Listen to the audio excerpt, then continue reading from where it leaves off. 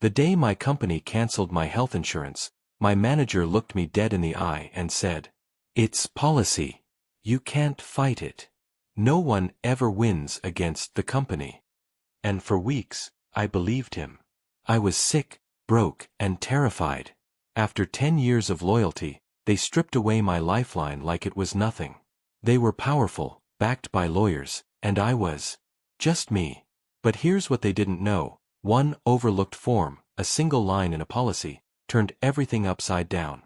Before I tell you how that mistake saved me, do me a favor, hit subscribe so you don't miss the next story, and drop a comment to tell me where you're watching from. I read every single one, and it means the world to know who's out there listening. My name is David Morales, 42 years old, from San Antonio, Texas. For 10 years, I worked as a warehouse supervisor for a national supply chain company.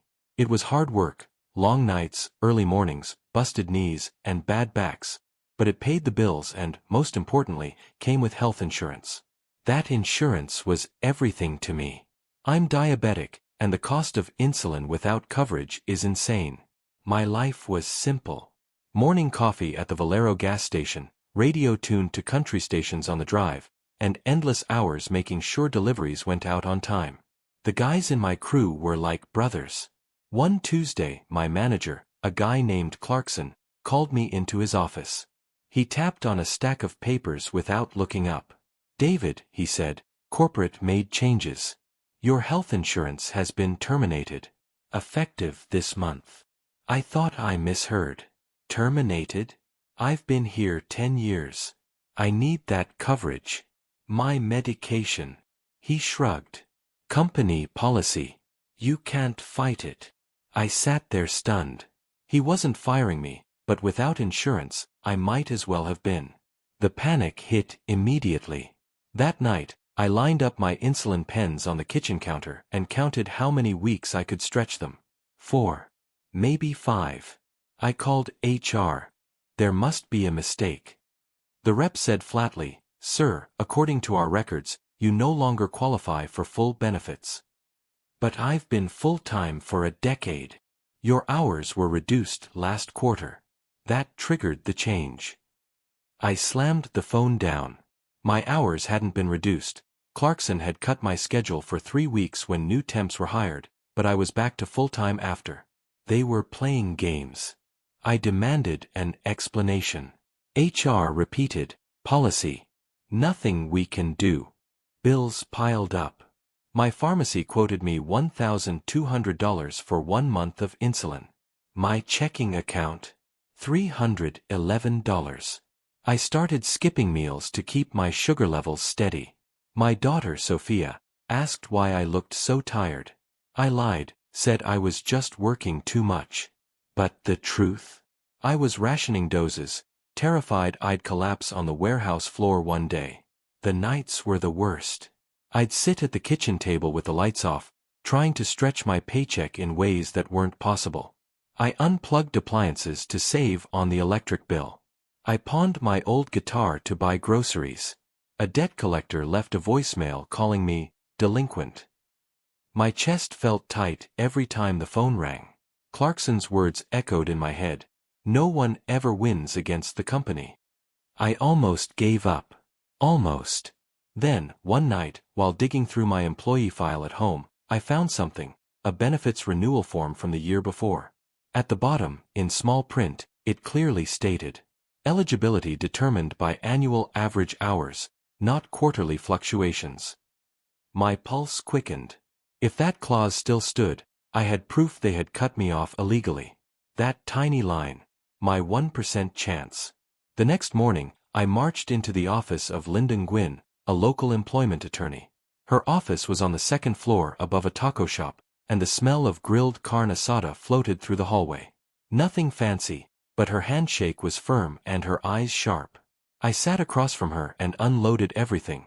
The sudden termination, the insulin costs, my daughter's worried face. She listened without interrupting, just jotting notes in a yellow legal pad. When I slid the form across her desk, her eyebrows shot up. "David, this is gold. They didn't just cut your benefits, they violated their own policy. That's a breach of contract and, given your medical condition, potentially discrimination. I leaned back, almost dizzy. For the first time in weeks, I felt hope. We filed a lawsuit.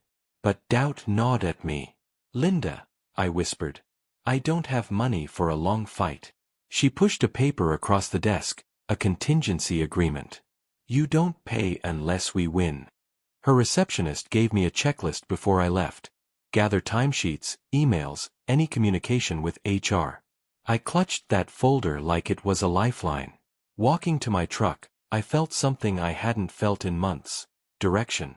Still, the storm came fast. The company unleashed its legal army. Depositions that lasted hours. Motions to dismiss stacked a foot high. Clarkson strutted into hearings with his corporate lawyers like he owned the courthouse. Even Linda whispered one night after a brutal session, "It's going to be uphill. Don't lose faith."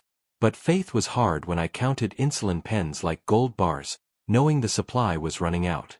The trial was grueling. The company's attorneys painted me as irresponsible. Mr. Morales often left early. He failed to maintain his eligibility. This is clear policy. Clarkson testified that I disappeared for hours and struggled to keep up with demands. Lies that made my blood boil. When I took the stand, their lawyer grilled me. Isn't it true you sometimes left before your shift ended? Yes, when Clarkson sent me home to cut hours. Isn't it true you didn't confirm eligibility with HR? I trusted the system to honor its own rules. The jury looked doubtful. My palms were slick with sweat. I caught sight of Sophia in the back row, her little hands clutching my sister's. My throat closed. At recess, I whispered to Linda, "We've lost, haven't we?" She didn't answer. Back in session, Linda stood with calm confidence. She pulled out a chart, my time records for the year, carefully calculated. Every single month, I averaged well above full-time. Then she played her trump card, an internal email uncovered during discovery. Clarkson had written to HR. "If we cut Morales's insurance, he'll probably quit." Problem solved. The courtroom erupted. Gasps. Whispers. Clarkson's face drained to white. His lawyer stammered objections, but the judge silenced him. That careless email, the 1% twist, flipped everything. The judge leaned forward, voice firm, "The evidence is clear. The company knowingly and unlawfully terminated Mr. Morales's benefits. Judgment in favor of the plaintiff." The gavel cracked like thunder. I was awarded $68,000 in damages and full reinstatement of my benefits.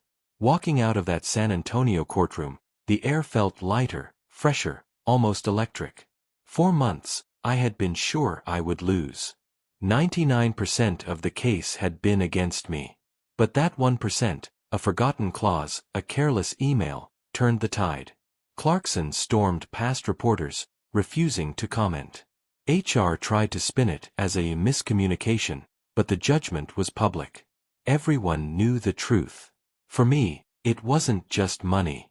It was survival. It meant I could afford my medication, tuck Sophia in at night without worrying if I'd wake up in the morning.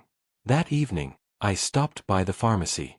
For the first time in months, I swiped my insurance card and walked out with insulin fully covered. I sat in my truck in the parking lot, holding the bag, and cried. At home, I cooked dinner for Sophia. Real dinner, not ramen. She hugged me and said, "Daddy, you look happy again." I slipped the court order into a binder with that old benefits form. A reminder that even against giants, the smallest details can win wars. If you believe in fighting back when the odds are stacked against you, subscribe now. The next story I'll tell you is even more unbelievable.